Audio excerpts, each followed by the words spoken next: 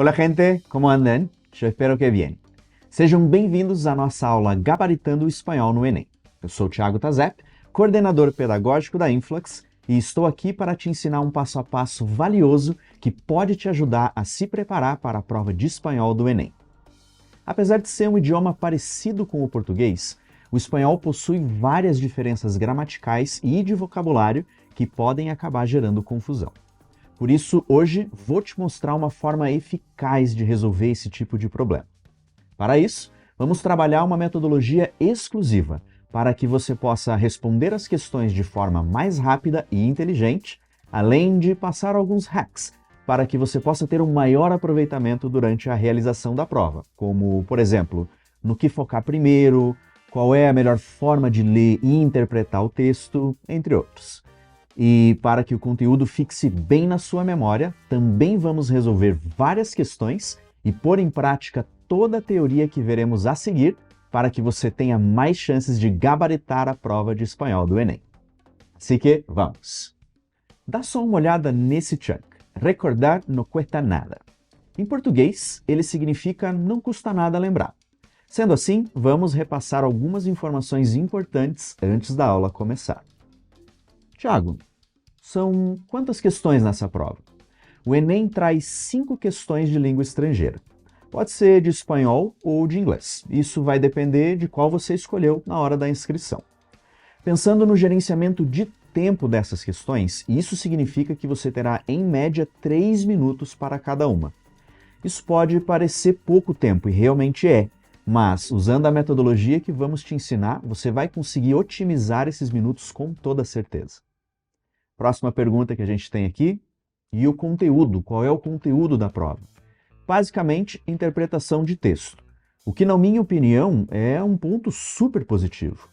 Isso porque provas assim ajudam a deixar no passado aquela coisa enraizada de que você precisa aprender toda a gramática do espanhol, das regras gramaticais, de preposições, as enormes listas de verbos irregulares para ter um bom aproveitamento. Hoje em dia, praticamente nenhuma prova ou concurso exige esse tipo de conhecimento.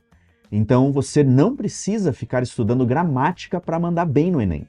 O que você precisa é ler muito em espanhol, pois isso te ajuda a desenvolver e praticar suas habilidades de leitura e compreensão de texto em espanhol. Leia tudo o que você puder, notícias, páginas de conteúdos que você gosta e tudo mais que tiver ao seu alcance. Afinal, tudo que você lê pode te ajudar a resolver as questões da prova. Claro, os seus conhecimentos gerais, os seus conhecimentos de mundo e da sociedade também vão ajudar, porque as questões de interpretação também trazem esse tipo de conteúdo. O importante é que você foque em estudar para o Enem, não apenas estudar para uma prova de espanhol. Agora que a gente já relembrou como que é a prova, podemos começar o nosso passo a passo. Vamos ver juntos qual é a metodologia inteligente que vai te fazer responder as questões de forma rápida e com maior chance de acerto. Essa metodologia consiste em 4 passos que vamos ver de forma mais detalhada em seguida. Assim que, atenção! Número 1. Faça uma leitura rápida da questão. Número 2. Leia o comando. Número 3. Leia a questão ou o texto. Número 4. Volte para o comando e responda a questão. Para a gente ter um entendimento geral aqui agora. Nesse primeiro momento, foque apenas em ler o título, identificar o gênero textual, se é uma tirinha, uma propaganda, um artigo, uma crítica literária ou de cinema, uma música, entre outras possibilidades, e identificar as referências. No passo número 2, para ler o comando é o enunciado da questão, junto às suas alternativas. Então, foque em ler o comando com clareza, ok? No passo número 3, leia a questão, leia o texto de forma detalhada. Se você não souber como fazer isso, eu já vou te mostrar. E no passo número 4, volte para o comando e resolva a questão.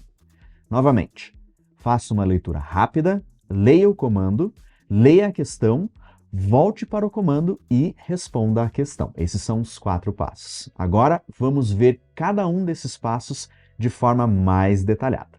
Como vimos, no primeiro passo é preciso fazer uma leitura rápida da questão para que você identifique o título, o gênero textual e as referências. Ele é importante porque é a partir dessa leitura que você pode encontrar os pontos chaves que vão te ajudar a interpretar corretamente o comando, o enunciado da questão e as alternativas. Ela é uma leitura rápida, apenas para você entender de forma geral sobre o que o texto trata, em que formato ele está e as suas referências. Vamos ver alguns exemplos e aproveitar para praticar. Aqui nessa primeira imagem, só de olhar o título, a estrutura do texto e as referências, você consegue identificar o gênero textual? Provavelmente se trata de um artigo de internet. Agora, olhando para esse outro texto aqui, que gênero você vê? Pensa um pouquinho aí, dá uma olhada. Olha só, se olharmos o título e a estrutura, podemos dizer que é uma música. Mas analisando com um pouco mais de cuidado, podemos perceber que se trata de um poema. Vamos fazer mais um exercício aqui. Para finalizar, nessa imagem aqui, qual gênero textual você está vendo? Esse aqui é um pouco mais fácil, né? É um cartoon. Feita essa leitura dinâmica, você já pode ir para o segundo passo. Agora, depois de ler e entender o primeiro passo, vamos entender como ler o comando. É importante lembrar que o comando da questão é o enunciado junto das alternativas. E uma coisa super legal do Enem é que o comando é sempre em português, o que ajuda e muito, porque logo ao ler o comando você já consegue identificar vários pontos importantes do texto, mesmo se o seu conhecimento de espanhol não der conta em algum momento. No passo 2, também entra o seu conhecimento de mundo. Aqui é o momento de você lembrar de todo o conhecimento que você tem sobre o assunto do texto, que você já deve ter identificado lá no primeiro passo com a leitura rápida da questão. O seu objetivo no segundo passo é usar todo esse conhecimento para te ajudar a eliminar as opções de respostas que são pouco prováveis. Afinal, é melhor que você fique entre 3 possíveis respostas do que entre todas as 5, não é? Então, vamos ver isso agora na prática. Dá uma olhada na tela aí. Nesse primeiro comando, temos o seguinte. O texto aborda a temática do HPV. Ao discorrer sobre o contágio e a prevenção do papiloma humano, a autora informa aos leitores que esse vírus é: alternativa A, estudado pela Academia Americana de Pediatria por seus efeitos em crianças. Alternativa B, responsável pelo aumento de casos de câncer na população jovem mexicana. Alternativa C, ignorado pelos homens por se restringir à população feminina. Alternativa D, combatido por vacinas que devem ser aplicadas tanto em mulheres quanto em homens. E a alternativa E, classificado como um problema superável pela facilidade com que se enfrenta a infecção. Usando nosso conhecimento de mundo, podemos assumir que a alternativa E é pouco provável de ser a correta. Afinal, sabemos que o HPV é uma infecção que não tem cura e, por isso, exige tratamento constante. A alternativa D não precisaria ser eliminada. Podemos deixá-la como uma boa opção para responder a questão. Por outro lado, a alternativa A poderia ser, no mínimo, menos considerada em relação às outras, pois o HPV é um vírus sexualmente transmissível e mais presente em adolescentes e adultos. A alternativa B também é boa, já que existe uma ligação entre a infecção pelo HPV e o desenvolvimento de outras doenças. Viu só? Nem lemos o texto em espanhol e já eliminamos 2 alternativas, graças a uma boa leitura do comando. Vamos ver mais um exemplo, mais um exercício aqui? Olha só. A partir da leitura do texto, infere-se que, ao longo da história da América Latina, alternativa A, suas relações com as nações exploradoras sempre se caracterizaram por uma rede de dependências. Alternativa B, seus países sempre foram explorados pelas mesmas nações desde o início do processo de colonização. Alternativa C, sua sociedade sempre resistiu à aceitação do capitalismo imposto pelo capital estrangeiro. Alternativa D, suas riquezas sempre foram acumuladas longe dos centros de poder. Alternativa E, suas riquezas nunca serviram ao enriquecimento das elites locais. Vamos relembrar algumas informações importantes aqui no slide. Conte com seu conhecimento de mundo e já faça a eliminação de opções pouco prováveis. Então, com base nessas duas informações, a alternativa D já podia ser deixada de lado, pois sabemos que, historicamente, todas as riquezas da exploração da América Latina, isso que eu quis dizer, eram transportadas inicialmente aos centros de poder colonizador, Espanha, Portugal e assim sucessivamente. As próximas opções são mais difíceis de serem eliminadas sem ler o texto, porque são opções prováveis. Na leitura desse comando, já conseguimos eliminar uma resposta, menos que no exemplo anterior, mas já vai ajudar nas próximas etapas. Vamos ver juntos agora o terceiro passo. Esse é o momento mais crucial para você acertar a questão. Isso porque o jeito como vamos ler a questão é uma forma que quase nenhum professor ou outro método de resolver a prova do Enem vai te dar. Grande parte dos professores, orientadores e até mesmo influencers vão te dar dicas como não se esqueça de estudar a lista de verbos irregulares. Cuidado para não esquecer os conectores. Tem que lembrar as situações que você usa as preposições bem certinho, hein? Quando, na verdade, para as questões de interpretação de texto, você não precisa desse tipo de conhecimento gramatical. Já pensou ter que decorar tudo isso para fazer uma boa prova, ou até mesmo se comunicar em espanhol? Com o nosso método, na hora de responder as questões, você vai levar em conta apenas o que é importante para ler de forma objetiva e rápida. Tá, mas qual é o método? Simples, conhecer os chunks of language. É fundamental entender a importância dos chunks, pois eles vão te ajudar a ler a questão de maneira apropriada e sem perda de tempo. Afinal, como eu disse lá no começo da nossa aula, você tem mais ou menos 3 minutos por questão, então cada segundo conta.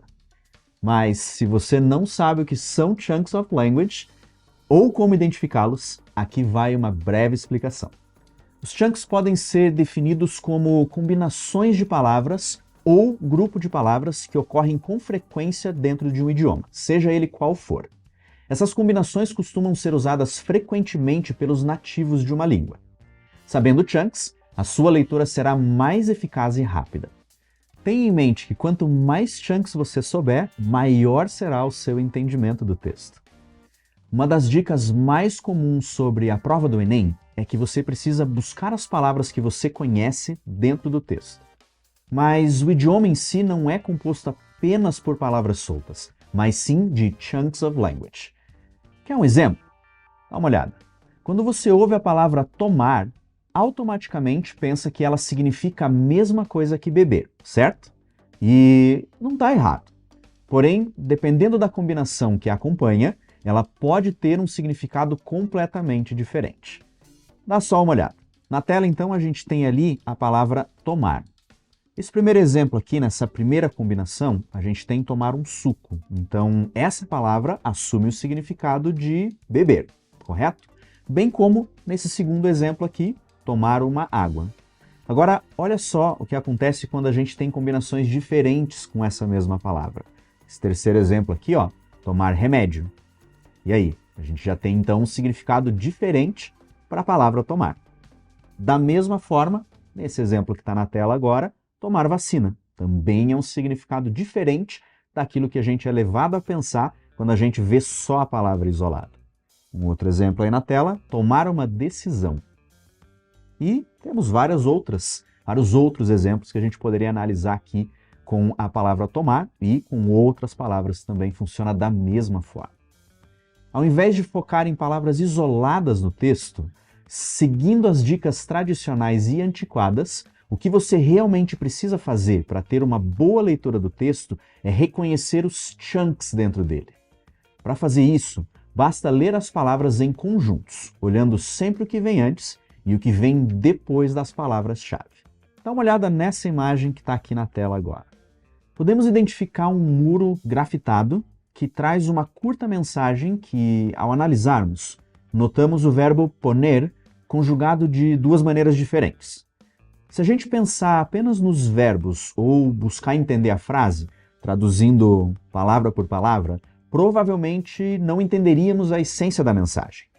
Mas se você souber que a combinação de palavras no supe que ponerme significa não soube o que vestir, e a combinação me puse feliz significa fiquei feliz, a questão já está praticamente resolvida. Agora, basta só interpretar.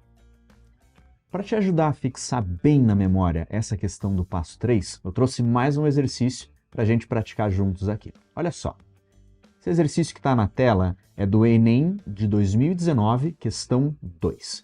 E o texto aborda o seguinte tema: Millennials. Así es la generación que ya no recuerda como era el mundo sin internet. Vamos ler ele rapidamente aqui, e o exercício que a gente tem que fazer é de identificação de chunks. Era o ponto que a gente estava trabalhando juntos até agora. Então, vem junto comigo aqui. Algunos los llaman generación Y, otros millennials, generación del milenio ou incluso eco-boomers. Tem alguns termos em inglês ali que é comum a esse contexto que a gente está vendo aqui juntos. Agora presta atenção que combinação interessante a gente tem aqui, ó. Nacieron e crecieron. Vejam que essas duas palavras comumente andam juntas. Isso configura nesse exercício aqui um chunk of language que a gente já identificou juntos agora. Dando sequência. En una era de rápido desarrollo, também essa combinação, uma combinação comum em espanhol, que é um desenvolvimento rápido, num tempo de desenvolvimento rápido. E claro, aí depois fala sobre as novas tecnologias e tudo mais. Então, memorize aí, en una era de rápido desarrollo. Continuamos. Y casi no recuerdan cómo era el mundo sin internet. No próximo parágrafo, son idealistas, impacientes y están bien preparados académicamente. Muchos de ellos han tenido oportunidad de viajar por el mundo a una edad temprana.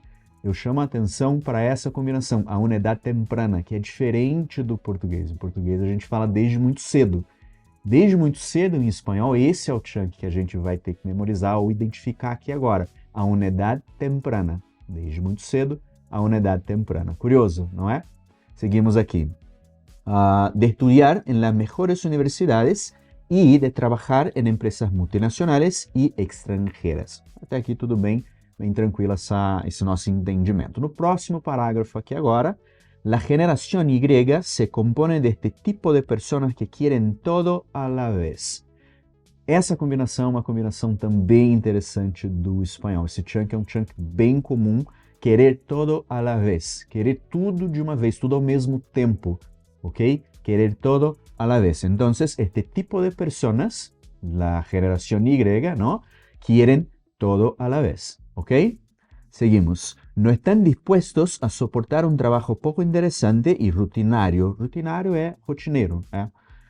No quieren dejar las cosas buenas para luego en espanhol, né? Para luego em português, para depois. Claro, poderíamos falar aqui também para después, pero mais comum que isso, né? Mais comum que isso em espanhol, para luego, ok? Então mais um vocabulário, mais uma combinação que a gente identificou aqui agora. Lo que sí quieren es dejar su huella en la historia. Olha que chunk interessante a gente tem aqui agora. Dejar su huella en la historia. Deixar sua marca, deixar o seu legado. Não tem nada a ver o huella, que se a gente for traduzir individualmente pode ser concha, pode ser pegada, ter várias possibilidades quando a gente pensa em huella de maneira isolada, pero dejar su huella en la historia, deixar sua marca, deixar o seu legado na história. Vivir una vida interesante, formar parte de algo grande, crescer e desarrollarse, também uma combinação importante aqui, crescer e desarrollarse, crescer e desenvolver-se como ser humano, cambiar el mundo que le rodea e não solo ganar dinheiro. Claro que tem mais combinações nesse texto inteiro, mas a gente deu atenção aqui nesse exercício para algumas dessas combinações que são as mais usadas pelos nativos de espanhol, ok? Esse foco nos chunks of language que a gente está praticando é um dos diferenciais do método Influx no ensino do inglês e do espanhol. Aqui, nossos alunos, desde o primeiro dia de aula, já são levados a entender o que são os chunks e a reconhecê-los, proporcionando mais segurança na hora de se comunicar no idioma. O aluno Influx desenvolve todas as habilidades comunicativas, de compreensão auditiva, habilidade de leitura, escrita e principalmente de fala, com base no princípio de que a língua é composta por chunks e não palavras soltas.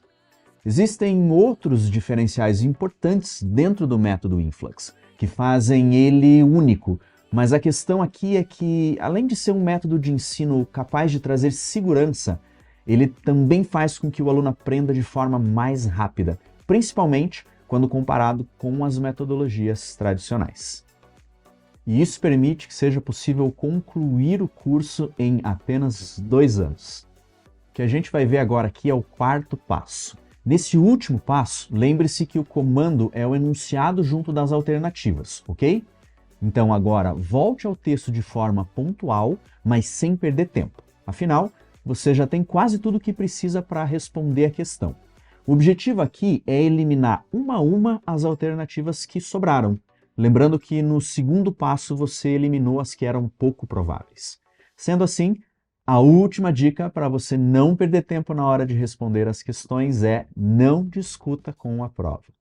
Se você já fez a prova em anos anteriores, ou até mesmo algum simulado, seja do Enem ou de vestibular, você sabe que quanto mais você discute com a prova, menos tempo você tem para responder as questões. Então, ao invés de ficar no não, essa não pode ser a resposta errada, com certeza é certa. Ou não, nenhuma dessas respostas é certa, isso aqui não tem nada a ver. Volta no texto, se precisar, releia, elimine as alternativas, responda a questão e vá para a próxima. Bueno, assim que vayamos al grano. Vamos colocar a mão na massa agora. Vamos colocar nossa metodologia em prática. Mas antes disso, relembra o passo a passo aqui junto comigo, acompanhe na tela. Número 1, leitura geral da questão. Faça a leitura geral. Leia o título, identifique o gênero textual, olhe as referências. Número 2, lê o comando. Então, leia o comando, use o seu conhecimento de mundo e elimine as questões improváveis. Número 3, leia a questão detalhadamente. Lembre-se que isso não significa ler palavra por palavra, ok? Busque os chunks. E, número 4, volte para o comando e responda a questão, voltando pontualmente no texto e eliminando uma a uma as alternativas. O último recado aqui, não discuta com a prova. Bora resolver algumas questões então, para a gente treinar esses 4 passos juntos? Acompanhe comigo na tela aqui. Eu trouxe novamente o exercício do Enem de 2019, a questão 2. A gente usou esse exercício agora há pouco para poder fazer um reconhecimento de chunks of language com base nesse mesmo exercício.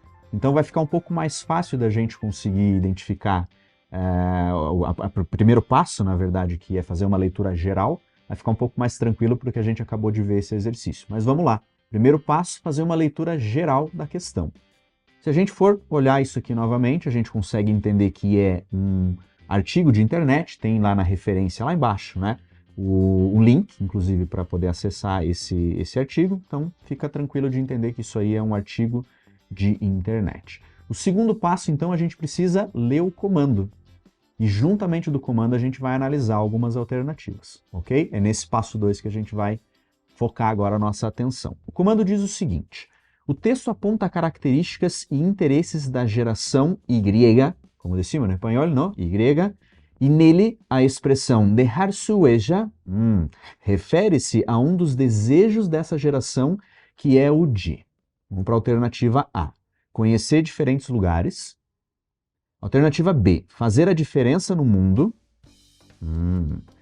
Alternativa C, aproveitar todas as oportunidades. Alternativa D, obter uma formação acadêmica de excelência. E alternativa E, conquistar boas colocações no mundo do trabalho. Então o que a gente vai fazer agora aqui é eliminar algumas questões, algumas alternativas, claro, usando o nosso conhecimento de mundo. O que o nosso conhecimento de mundo diz sobre a geração Y, a geração Y, é que essa geração já não é uma geração que está buscando altos postos de trabalho, não é uma geração que está preocupada em aproveitar todas as oportunidades, conquistar uma formação acadêmica de excelência. É uma geração que tem um raciocínio diferente das gerações anteriores. Então, vamos de novo pelas alternativas aqui e vamos começando a cortar da A até a E, uma por uma. Conhecer diferentes lugares. Eu acredito que sim, é uma boa alternativa, né? Porque uma geração que gosta de viajar, tem bastante gente que inclusive trabalha fora e, né, se mudou para trabalhar até para o Brasil, mas morando fora do Brasil. Então é uma boa alternativa a gente manter ela como uma opção. Alternativa B, fazer a diferença no mundo, também é uma alternativa que a gente não precisa descartar. Alternativa C, aproveitar todas as oportunidades. Como a gente comentou ali anteriormente, é uma alternativa difícil de concluir se ela é provável ou não, mas é pouco provável, comparado às anteriores ali, que ela também seja a alternativa certa. Vamos dar uma olhada nas outras ali para tentar cortar algumas em definitivo. Obter uma formação acadêmica de excelência. Isso já não é importante para a geração Y e para as futuras gerações que vêm aí pela frente. E a última alternativa, alternativa E, conquistar boas colocações no mundo do trabalho. A gente também sabe que isso aí não é uma das coisas prioritárias para a geração Y. Então o que a gente acabou de fazer aqui foi o passo 1 e o passo 2. Falta então a gente analisar agora o passo 3, que é ler a questão e analisando o vocabulário. Já vamos comentar um pouco mais sobre isso aí. E passo 4, que é a resolução das questões, a eliminação daquilo que é improvável e resolver a questão, lembra disso, sem discutir com a prova. Vamos treinar esses 2 passos que estão faltando aqui agora. Passo 3, ler a questão. Então vamos dar uma olhada na questão rapidamente, mais uma vez. Así es la generación que ya no recuerda cómo era el mundo sin Internet. Algunos lo llaman generación Y, otros millennials, generación del milenio o incluso eco-boomers. Aí tudo bem? Nasceram e cresceram, atenção a esse vocabulário aí, nasceram e cresceram, essa combinação comum, em uma era de rápido desarrollo, uma fase de rápido desenvolvimento de las nuevas tecnologías y casi no recuerdan cómo era el mundo sin Internet. Son idealistas, impacientes y están bien preparados académicamente.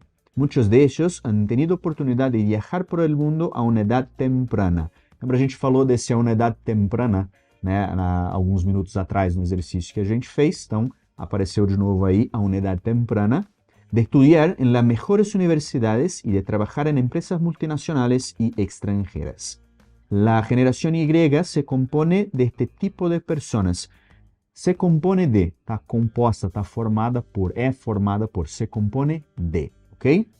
Este tipo de personas que quieren todo a la vez, que querem tudo ao mesmo tempo, querem tudo para agora, quieren todo a la vez. No están dispuestos a soportar un trabajo poco interesante y rutinario. No quieren dejar las cosas buenas para luego, para después.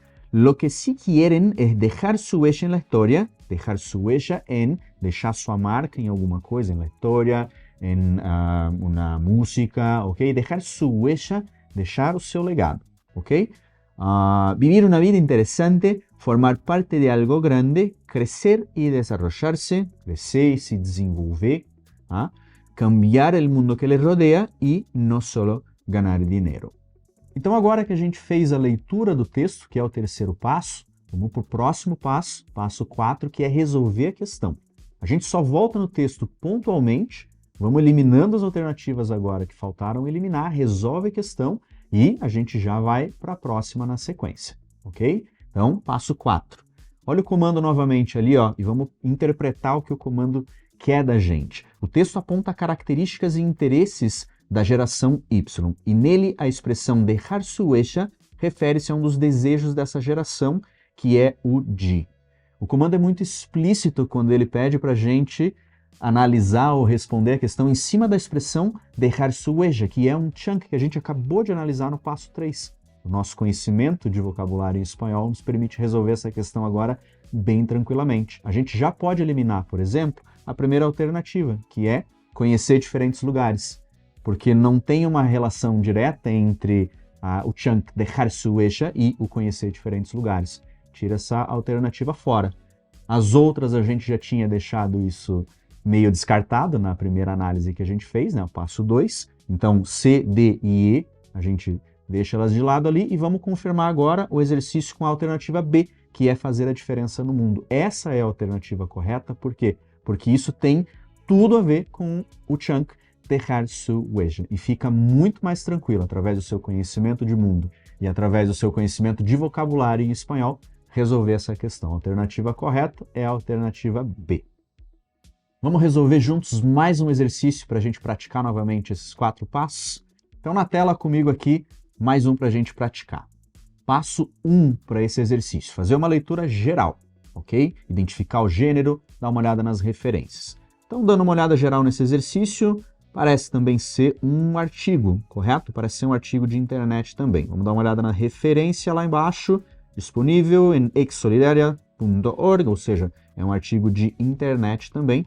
Rapidamente a gente identificou também alguns tópicos ali desse artigo. Passo número 2. Vamos ler o comando e vamos ler as alternativas também. Então, vamos lá. As ações solidárias contribuem para o enfrentamento de problemas sociais. No texto, a ação solidária ocorre quando o contribuinte, alternativa A, delega ao governo o destino de seus impostos. Alternativa B, escolhe projetos que terão isenção de impostos. Alternativa C, destina parte de seus impostos para custeio de programas sociais. Alternativa D, determina a criação de impostos para a implantação de projetos sociais. E alternativa E, seleciona programas para beneficiar cidadãos vulneráveis socialmente. Então aqui agora a gente tem que fazer uso do nosso conhecimento de mundo e entender que essa ação ex-solidária tem alguma coisa a ver com declaração de imposto de renda e algo nesse sentido. Então o nosso conhecimento ele precisa indicar que algumas ações na declaração de imposto de renda, isso a nível global, no Brasil não é diferente, mas a nível mundial, funciona praticamente da mesma maneira, o contribuinte pode tomar algumas ações ao destinar parte da sua declaração, ao destinar parte da sua contribuição para fins sociais. Isso é uma prática comum no Brasil, uma prática comum no mundo também. Então vamos tentar eliminar algumas alternativas aqui agora, cujo conhecimento, esse nosso conhecimento prévio já nos permite. Alternativa A, delega ao governo o destino de seus impostos. Isso é possível, mas como a gente acabou de analisar aqui juntos, a maior parte das declarações, os contribuintes, permite que você não delegue ao governo. Você toma a opção de você fazer a sua contribuição para fins sociais ou outros tipos de fins também, como políticos, por exemplo, ok? Alternativa B, escolhe projetos que terão isenção de impostos. Numa declaração, raramente você escolhe projetos. Você consegue dar um destino para alguma das suas contribuições, mas não através de projetos. Ou são fins políticos, ou são fins sociais. Eu deixaria essa questão aí meio de lado, meio para escanteio. Destina parte, alternativa C, destina parte de seus impostos para custeio de programas sociais. Essa alternativa é uma alternativa boa, é uma alternativa provável, porque a gente acabou de analisar aí que isso é uma prática comum em declarações. Alternativa D, determina a criação de impostos para a implantação de projetos sociais. Essa alternativa está completamente furada, porque quem determina a criação de impostos é o governo. Isso no mundo inteiro, né? Então a gente não determina a criação, a gente determina o destino de alguns impostos, mas não a criação desses impostos. Alternativa E, seleciona programas para beneficiar cidadãos vulneráveis socialmente. Ela é uma boa alternativa, porque ela indica que seleciona programas para beneficiar cidadãos. Não sei se todas as declarações são realmente dessa forma, a gente teria que analisar em grande amplitude, mas algumas, acredito que sim, a grande maioria não, porque você destina isso, como eu comentei anteriormente, fins políticos ou fins sociais. Ok, a gente já deixou então algumas de lado, com toda certeza aí a gente eliminou aí a alternativa D, a gente eliminou também, ou deixou meio de escanteio, a alternativa B. Isso no nosso segundo passo. Vamos para o nosso terceiro passo agora, que é fazer a leitura da questão. Já vamos buscar vocabulário também. Terceiro passo, junto aqui comigo. ¿Qué es la X solidaria? La X solidaria es una X é a letra X, em espanhol X, que ayuda a las personas más vulnerables. Podrás marcarla quando hagas la declaración de la renta. Declaração de la renta, declaração de imposto de renda, ok? Declaração comum que a gente faz aqui no Brasil, na Espanha ou em outros lugares aí, declaración de la renta. Es la casilla que se denomina fines sociales. La casilla é um quadradinho. Nesse caso, nesse contexto, é um quadradinho onde você pode assinalar, marcar uma opção que você queira assinalar, por assim dizer. Nosotros preferimos chamarla X solidaria. Vamos analisar os pontos ali agora também, são tópicos, né? Então, junto comigo aqui, porque al marcarla, haces que se destine un 0.7% de tus impuestos a programas sociales que realicen las ONG. Então, em português, as ONGs, em espanhol decimos las ONG. Punto 2, ¿Por qué se benefician los colectivos más desfavorecidos sin ningún coste econômico para ti? Nenhum custo econômico. Essa combinação, esse custo econômico, são despesas financeiras para você. Custo econômico para ti, despesas financeiras. Ponto número 3. Porque no marcarla es tomar una actitud pasiva y dejar que sea el Estado quien decida el destino de esta parte de tus impuestos. Perceba que o texto, então, ele está explicando exatamente o que é a LAEX solidária. Está deixando bem claro para a gente, inclusive pontos ali positivos e pontos negativos dessa ação. Ela é uma ação solidária que tem muito a ver com a declaração do contribuinte. Ponto número 4. Porque marcándola te conviertes en contribuyente activo solidário. Te conviertes en contribuyente, você se transforma em um contribuinte, e aí logo na sequência, activo solidário. É um contribuinte solidário, que se preocupa com ações solidárias. Ok? Fizemos a leitura então do texto, identificamos alguma coisa importante, coisas interessantes aí de vocabulário, e também podemos entender, ficou mais claro para a gente agora, que é LAEX solidária. O que falta a gente fazer agora? Ir para a resolução das questões. Vamos voltar no texto pontualmente, se precisar. Vamos eliminar tudo aquilo que faltou eliminar. A gente já deixou uma com certeza eliminada, a outra já deixamos para escanteio ali também. Então agora vamos resolver essa questão. Voltamos para o comando e vamos resolver a questão. As ações solidárias contribuem para o enfrentamento de problemas sociais. No texto, a ação solidária ocorre quando o contribuinte delega ao governo o destino de seus impostos. A gente já pode excluir essa alternativa aí com toda certeza. Por quê? Porque esse texto especificamente fala da sua ação como um contribuinte e não sobre as ações do governo no destino da contribuição do imposto de renda ou dos impostos em geral. O texto não fala sobre isso. É sobre LAEX solidária, que é você como um contribuinte ativo solidário. Então é sobre você o texto.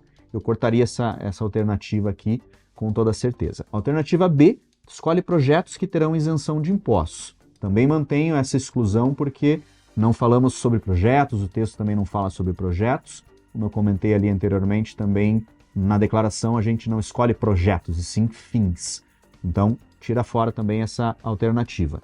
Alternativa C, destina parte de seus impostos para custeio de programas sociais. Essa alternativa ela é bem interessante, por quê? Porque fala sobre você destinar o seu imposto e, mais legal ainda, para custeio de programas sociais, que é o foco do texto. Na nossa análise no passo 3, a gente conseguiu identificar isso aí com clareza. Então, é uma alternativa que eu deixaria ela aqui, literalmente, na ponta do lápis. Alternativa D, determina a criação de impostos para implantação de projetos sociais. O texto não fala nada sobre isso. Declaração de imposto também não é para a criação de impostos. Corta fora essa alternativa que ela também está furada. Alternativa E, seleciona programas para beneficiar cidadãos vulneráveis socialmente. Ela ainda é uma boa alternativa e pode confundir com a alternativa C, que é a que a gente julgou aqui, que é a mais provável. No entanto, LAEX solidária não se trata de selecionar programas, e sim do destino dos seus impostos. Com base nessa afirmação, a gente consegue responder essa questão com a alternativa C. Destina parte de seus impostos para custeio de programas sociais. Teu conhecimento de mundo te ajudou, conhecimento de vocabulário que a gente analisou juntos ali, também te ajuda a resolver essa questão com total clareza. Vamos fazer mais um último exercício para a gente fechar essa aula. Na tela aqui comigo, então, questão número 1, a primeira questão das 5 questões da prova do Enem, ok? Questão número 1, El Carpinteiro. Passo número 1, lê rapidamente o texto, gênero textual, referências. Você já está ficando craque já em identificar esses 4 passos, então vamos para a prática. Olhando esse texto aqui, a gente consegue identificar que parece um texto de um blog, né? É um texto curto, na verdade, me parece ser um conto também, um continho rápido, e lá na referência eu consigo identificar com toda certeza que é um conto curto de um blog, né? O endereço da referência nos diz aí que isso é um conto de um blog. Ok, passo número 1 já aplicado, já reconhecemos rapidamente o que é. Vamos para o comando para a gente identificar também as alternativas, que é o passo número 2.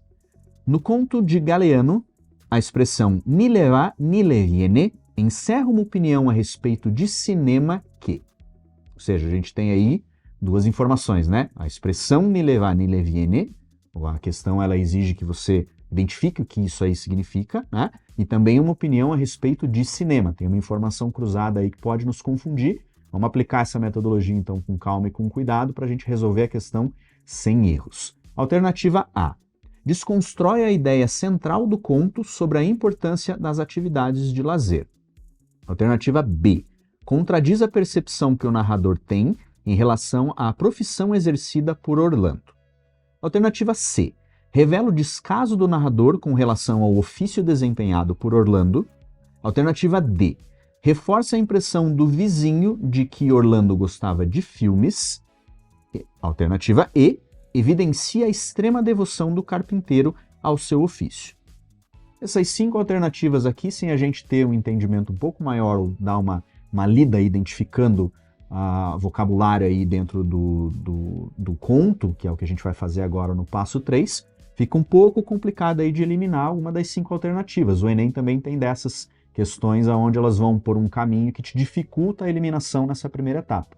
Então vamos para o passo 3, a gente vai fazer uma leitura agora identificando o vocabulário e usando o nosso conhecimento de mundo, e essa eliminação vai acontecer no passo 4. A gente vai ter mais clareza sobre o que o vocabulário do texto vai nos dizer para fazer, principalmente porque o comando diz sobre uma expressão, ni le va, ni le viene. A gente tem que ficar atento a isso aí também. Então vamos para o passo 3, el carpintero. Orlando Goicoechea reconoce las maderas por el olor, de qué árboles vienen, qué edad tienen, y oliéndolas, sabe si fueron cortadas a tiempo o a destiempo, e les adivinan los posibles contratiempos. A tiempo ou a destiempo é um chunk muito comum em espanhol também. É bem curioso, não tem muito a ver com a questão ali, mas eu consigo identificar isso aí como um chunk bem comum no espanhol. Al cabo de tantos años de trabajo, Orlando se ha dado el lujo de comprarse un video y ve una película tras otra. Se ha dado el lujo. Se ha dado el lujo, ele se deu ao luxo. É um chunk parecido, inclusive, com o português, a gente consegue identificar ele bem fácil dentro desse segundo parágrafo agora. No sabía que eras loco por cine, le dice el vecino. O vizinho do Orlando, né, pela interpretação, viu que ele comprou um aparelho de vídeo para reproduzir vídeo e ele comentou, no sabía que eras loco por cine, não sabia que você gostava tanto de cinema, o vizinho disse. E Orlando le explica que não, que a ele ni le va ni le viene. Então aqui, que a ele ni le va ni le viene, implica que para o Orlando, quando ele diz que ele não é, ele explica que não, que ele não é louco por cine, como o vizinho tinha concluído, que a ele ni le va ni le viene, isso significa que para ele tanto faz. Cine, para mim, ni le va ni le viene, para mim é indiferente, para mim tanto faz. É isso que significa essa combinação, é isso que essa combinação quer dizer. Ni le va ni le viene, tanto faz. Pero, gracias al video, puede detener las películas para estudiar los muebles. Então, o que acontece aqui é que Orlando Goicoechea, el carpintero, não é um cara que comprou um video e o vizinho julgou que ele era louco por cine, e na verdade não é nada disso. Na verdade é que Orlando comprou o aparelho de vídeo para ver os vídeos e pausar, detener la película, pausar o filme, pausar o vídeo que ele está assistindo, para estudar los muebles. Ele queria, na verdade, ver no vídeo como que os móveis ficam para que ele possa aperfeiçoar o trabalho dele como carpinteiro. Tamanha é a dedicação de Orlando neste cuento para a sua profissão. Passo número 4. Vamos voltar agora que a gente já tem mais informações e a gente já identificou no texto aqui vocabulário que vai nos ajudar. Inclusive, a gente já conseguiu juntos concluir o que o comando nos pede, ni le va ni le viene. Vamos eliminar algumas alternativas e vamos resolver essa questão. Vamos lá? Vamos voltar para o comando então. No conto de Galeano, a expressão ni le va ni le viene encerra uma opinião a respeito de cinema que desconstrói a ideia central do conto sobre a importância das atividades de lazer. O conto não fala nada sobre atividade de lazer, né? Então não é a ideia central do conto também a atividade de lazer, é uma ideia sobre a relação entre o vizinho e Orlando, que é o carpinteiro. Não vejo nada sobre a atividade de lazer como ideia central do conto. Eu desconsideraria essa alternativa aqui por completo desde já. Alternativa B. Contradiz a percepção que o narrador tem em relação à profissão exercida por Orlando. Essa é uma alternativa boa, né? Porque existe uma contradição, uma percepção, né, que o vizinho tinha sobre Orlando, e quando na verdade não era nada disso, que é Orlando ni le va ni le viene, el cine, né? Então é uma alternativa boa para a gente manter. Alternativa C, revela o descaso do narrador com relação ao ofício desempenhado por Orlando. O texto não deixa claro nenhum descaso, né? Deixa claro inclusive uma percepção diferente daquilo que realmente é, mas não revela nenhum descaso, não revela nenhum tipo de preconceito contra Orlando, a profissão de carpinteiro. Nada no texto nos indica. Eu cortaria essa alternativa aqui também. Alternativa D, reforça a impressão do vizinho de que Orlando gostava de filmes, e na verdade é o oposto disso, né? Orlando ni le va ni le viene, el cine, no? La películas, el cine ni le va ni le viene. A gente já viu isso aí através do chunk, né? Da combinação. Então a alternativa D também não é a mais provável. E a alternativa E evidencia a extrema devoção do carpinteiro ao seu ofício. Essa alternativa é uma alternativa bem legal para a gente poder analisar, porque o que o Orlando, de acordo com o texto, queria era detener a película, pausar o filme para que ele pudesse analisar os móveis daquele filme, e não para prestar atenção na história, no enredo, nos personagens. Não era isso. É por conta dos móveis. Então essa alternativa é uma alternativa bastante provável. E o que nos indica isso aí, além da nossa interpretação de texto, é, de fato, a expressão ni le va ni le viene, de acordo com el cine, ou la películas. Existe um objetivo muito específico. A gente eliminou, então, ali 3 alternativas e ficou entre a alternativa B e E, que contradiz a percepção que o narrador tem em relação à profissão exercida, o que é uma verdade, mas ela é menos provável que a alternativa E, evidencia a extrema devoção do carpinteiro ao seu ofício. Novamente, o que nos deu essa indicativa é a interpretação, nossos conhecimentos aí sobre o texto e, de fato, a expressão ni le va ni le viene, que dá clareza total para a gente resolver o exercício com a alternativa E. Perceba, então, que esses 4 passos, na sequência, se bem executados, facilita bastante na resolução da grande maioria de todas as 5 questões da prova de espanhol do Enem. Chegamos então ao fim da nossa aula. Para você que viu esse vídeo até o final, eu gostaria de agradecer pelo seu interesse e participação. Eu tenho a certeza de que com esse método, o conceito dos chunks e todas as dicas que passamos aqui vão te ajudar a gabaritar a prova de espanhol no Enem. Te desejo uma excelente prova e conte com a Influx para alcançar a sua fluência e conquistar todos os seus objetivos, sejam eles profissionais, sejam eles pessoais, com o domínio do espanhol. Gracias y hasta pronto.